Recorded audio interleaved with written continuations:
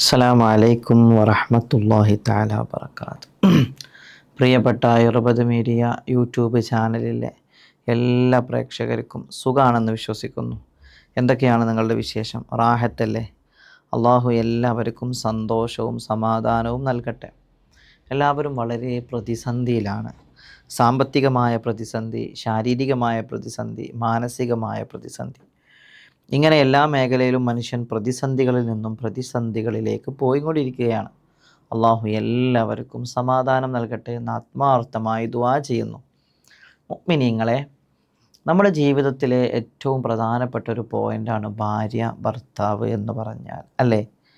അവർക്കിടയിലെ സ്നേഹം, അവർക്കിടയിലെ അനുകമ്പ, അവർക്കിടയിലെ ആ ഒരു രണ്ടുപേര് തമ്മിലുള്ള ആ ഒരു ഐക്യമൊക്കെ ഉണ്ടല്ലോ, അത് നിലനിൽക്കുന്നിടത്താണ് അവരുടെ ജീവിതത്തിൽ ഏറ്റവും സന്തോഷം നിലകൊള്ളുന്നത്. ഒരുപാട് സമ്പത്തോ അല്ലെങ്കിൽ ഒരുപാട് ഭക്ഷണമോ ഒന്നും അല്ല വേണ്ടത്. പരസ്പരം അങ്ങോട്ടും ഇങ്ങോട്ടുമുള്ള സ്നേഹമാണ് നമുക്ക് വേണ്ടത്. അവിടെയാണ് നമ്മുടെ ജീവിതം യാഥാർത്ഥ്യത്തിൽ വിജയിക്കുന്നത്.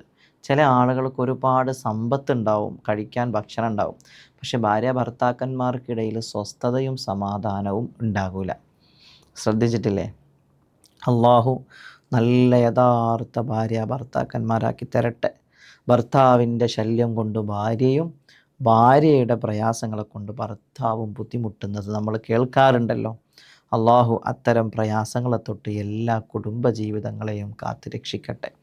മുഅ്മിനീങ്ങളെ, ഭർത്താവിൻ്റെ ജോലിയിലും ഭർത്താവിൻ്റെ മറ്റു കാര്യങ്ങളിലും ബറക്കത്തുണ്ടാകാനും ഭർത്താവ് രക്ഷപ്പെടാൻ വേണ്ടിയും ഒരു ഭാര്യയ്ക്ക് ചെയ്യാൻ പറ്റുന്ന വളരെ സിമ്പിളായിട്ടുള്ള ഒരു അമല് ഞാൻ പറഞ്ഞു തരാം.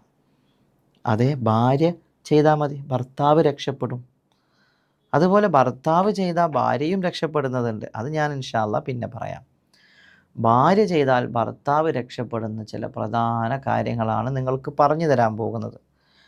അപ്പോൾ ഭാര്യ എന്ന് പറയുന്നത് ഭർത്താവിനെ സംബന്ധിച്ചിടത്തോളം സമാധാനത്തിൻ്റെയും സാന്ത്വനത്തിൻ്റെയും ഒരു നെടും തൂണാണ്, അല്ലേ? ചില വീട്ടിലേക്ക് നമ്മൾ കയറി വന്ന ഭാര്യനെ കൊണ്ടൊരു സ്വസ്ഥത ഇല്ലാത്ത വീടുകളുണ്ട്, അല്ലേ? എന്നാലോ ചില വീട്ടിലേക്ക് കയറി വരുമ്പോൾ വല്ലാത്ത സന്തോഷമായിരിക്കും. ആ വീട്ടിൽ നിന്ന് ഇറങ്ങി പോകാൻ തോന്നൂല ഭാര്യനെ കൊണ്ട്. ചില വീട്ടിൽ ഭാര്യന്മാരെ കൊണ്ട് അവിടെ നിന്ന് ഇറങ്ങി ഓടാൻ തോന്നും. അങ്ങനത്തെ വീടുമുണ്ട്. അള്ളാഹു നന്നാക്കി തരട്ടെ. ഏതായിരുന്നാലും മുഅ്മിനീങ്ങളെ, ഇന്ന് ഞാൻ പറഞ്ഞു തരുന്നത് ഭർത്താവിൻ്റെ ജോലിയിലും മറ്റും ഭാര്യ ചെയ്യേണ്ട ചില കാര്യങ്ങൾ. ഭാര്യ സാധാരണ വീട്ടിൽ എപ്പോഴും ജോലിയൊക്കെ കഴിഞ്ഞാൽ വെറുതെ ഇരിക്കുന്ന ആളാണല്ലോ. മക്കളെ നോക്കണം, പണിയുണ്ടൊക്കെ ഉണ്ട്. പക്ഷേ ആണുങ്ങളെക്കാൾ കൂടുതൽ ഫ്രീ സമയം പെണ്ണുങ്ങൾക്കാണ് സ്വാഭാവികമായിട്ട് കിട്ടാറുള്ളത്. അപ്പോൾ അവർ ചോദിക്കും, എന്താ ഉസ്താദേ നിങ്ങൾ പറയണത്, ഞങ്ങൾക്ക് പണിയൊന്നുമില്ലേ? നിങ്ങൾക്ക് പണിയുണ്ട്. നിങ്ങൾ അടിച്ചു വാരുന്നുണ്ട്, രാവിലെ എണീക്കണം, കുട്ടികൾക്കുള്ളത് ഉണ്ടാക്കണം, ഭർത്താവിനുള്ളത് ഉണ്ടാക്കണം, അടിച്ചു വാരണം, തുടക്കണം, എല്ലാ പണികൾ ചെയ്യണം. അതൊക്കെ ചെയ്യുന്നുണ്ട്. അതൊക്കെ ചെയ്താൽ ഉച്ച കഴിഞ്ഞാൽ നിങ്ങൾ ഫ്രീ ആണ്. വൈകുന്നേരം വിരുന്നുകാരൊന്നും ഇല്ലെങ്കിൽ നിങ്ങൾ ഫ്രീ ആണല്ലോ. ഭർത്താവ് എന്ന് പറഞ്ഞാൽ രാവിലെ മുതൽ രാത്രി വരെ ജോലിക്ക് പോകുന്നത് കൊണ്ടാണ് ഞാൻ ഇങ്ങനെ പറഞ്ഞത്. ഇനി ഉസ്താദ് ഭർത്താക്കന്മാരെ മാത്രം സപ്പോർട്ട് ചെയ്തു എന്ന് പറയണ്ട. അപ്പോൾ ഭാര്യ എന്നുള്ള നിലയിൽ നിങ്ങളുടെ ഭർത്താവ് രക്ഷപ്പെടാൻ നിങ്ങൾ ആഗ്രഹിക്കുന്നുണ്ടോ? നിങ്ങളുടെ ഭർത്താവിൻ്റെ ലോണൊക്കെ ഒന്ന് വീടി, നിങ്ങളുടെ ഭർത്താവിൻ്റെ കടങ്ങളൊക്കെ ഒന്ന് വീടി. അങ്ങനെയല്ലേ? നമ്മളെ ഭർത്താവ് ലോണിലും അതുപോലെ തന്നെ കടങ്ങളിലും കടന്ന് ബുദ്ധിമുട്ടുന്നത് കാണുമ്പോൾ നിങ്ങൾക്ക് സഹിക്കുമോ? സ്നേഹമുള്ള ഭാര്യയാണോ നിങ്ങൾ, എന്നാൽ പിന്നെ നിങ്ങൾക്ക് സഹിക്കൂല എന്നാണ് എൻ്റെ ഒരു അഭിപ്രായം. സ്നേഹമില്ലാത്തവരാണെങ്കിൽ പിന്നെ അങ്ങോട്ട് വിട്ടാളേ. സ്നേഹമുള്ള ഭാര്യമാരാണെങ്കിൽ അവർക്ക് വല്ലാത്ത സങ്കടക്കാരം.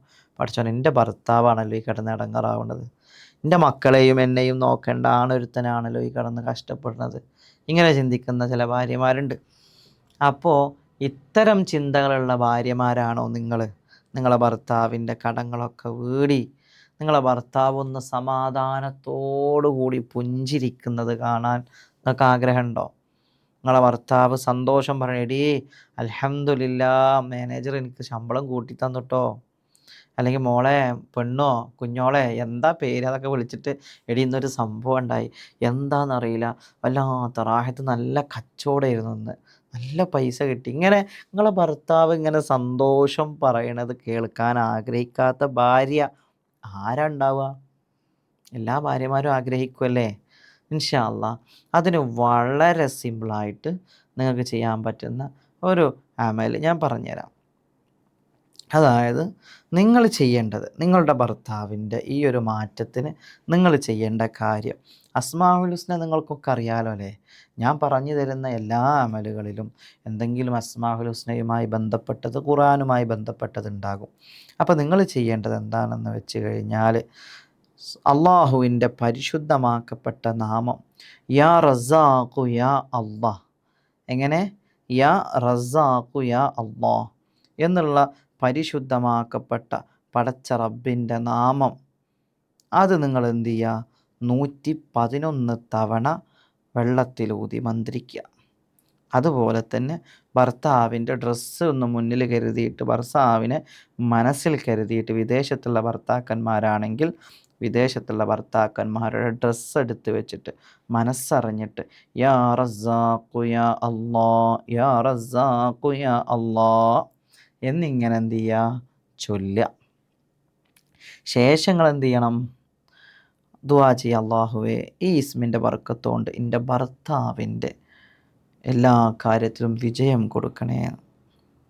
അതുപോലെ തന്നെ യാ വഹാബു യാ അല്ലാഹ് 111 തവണയാണ് ഈ 2 ഇസ്മുകളും നിങ്ങൾ എന്ത് ചെയ്യേണ്ടത്?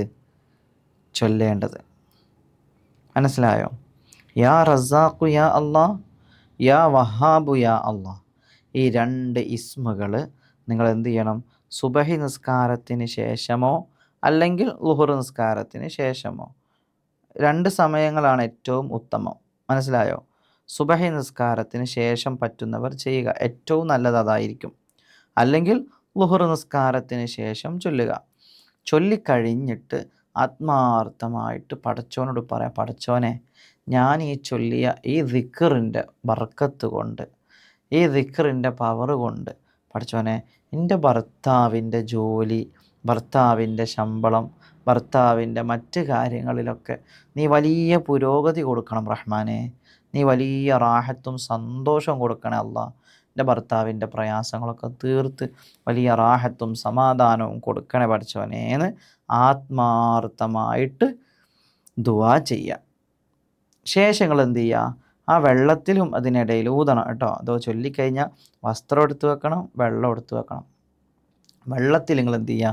ഈ ദിക്ർ ചൊല്ലി ഊതിയതിന് ശേഷം ഭർത്താവ് ജോലിയൊക്കെ കഴിഞ്ഞ് വന്ന ആ വെള്ളം കുടിക്കാൻ കൊടുക്കുക. ഭക്ഷണം എടുത്ത് വെക്കുമ്പോൾ അതിൻ്റെ കൂടെ കുടിക്കാൻ വേണ്ടി വെള്ളം കൊടുക്കുക. ഇൻഷാ അല്ലാഹ് ഒന്ന് ചെയ്തു നോക്കി നിങ്ങൾ. ഭർത്താവിൻ്റെ വിജയത്തിന് വേണ്ടി ആത്മാർത്ഥമായി ഭർത്താവിനെ സ്നേഹിക്കുന്ന ഭാര്യമാർക്ക് ചെയ്യാൻ പറ്റിയ ഒരമലാണിത്. ഇതൊന്ന് ചെയ്തിട്ട് എന്താണ് അവസ്ഥ? ഒരു ദിവസം 2 ദിവസം ചെയ്തിട്ട് ഫലമില്ല കേട്ടോ എന്ന് പറയാൻ നിൽക്കണ്ട. ആത്മാർത്ഥമായിട്ട് കുറച്ച് ദിവസം ചെയ്യണം.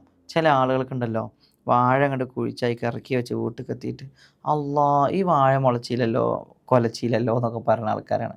ഇപ്പോൾ വെച്ച വാഴ ഇപ്പം തന്നെ കൊലക്കോ? ഇല്ലല്ലോ. അങ്ങനെ ചില ആൾക്കാരുണ്ട്. മുഅ്മിനീങ്ങളെ, ചില അമലുകൾ നമ്മൾ ഫലം കിട്ടുന്നത് വരെ അങ്ങോട്ട് ചെയ്യുക. ഇത് കുറച്ച് ദിവസം ചെയ്ത് നോക്കൂ, അള്ളാഹു വിജയിപ്പിക്കും, ഒരു സംശയവുമില്ല. അള്ളാഹു വിജയിപ്പിച്ചവരെ കൂട്ടത്തിൽ നമ്മളെ ഉൾപ്പെടുത്തുമാറാകട്ടെ. ആമീൻ യാ റബ്ബൽ ആലമീൻ. ഇൻഷാ അല്ലാഹ്. അപ്പോൾ എങ്ങനെ ഭാര്യമാർ ഭർത്താക്കന്മാർക്ക് വേണ്ടി ചെയ്യല്ലേ? ചെയ്ത് നോക്കി ഇൻഷാ അല്ലാഹ്. നിങ്ങളെ ദ്വാരക്കണ കൂട്ടത്തിൽ അള്ളാഹുവേ ഇർബദ് മീഡിയയിലെ ഉസ്താദിനും കുടുംബത്തിനും എന്ന് പറഞ്ഞിട്ട് എനിക്കും കുടുംബത്തിനും വേണ്ടി ദുആ ചെയ്യാൻ മറക്കരുതേ. ഇൻഷാ അല്ലാഹ്. അസ്സലാമു അലൈക്കും വറഹ്മത്തുള്ളാഹി.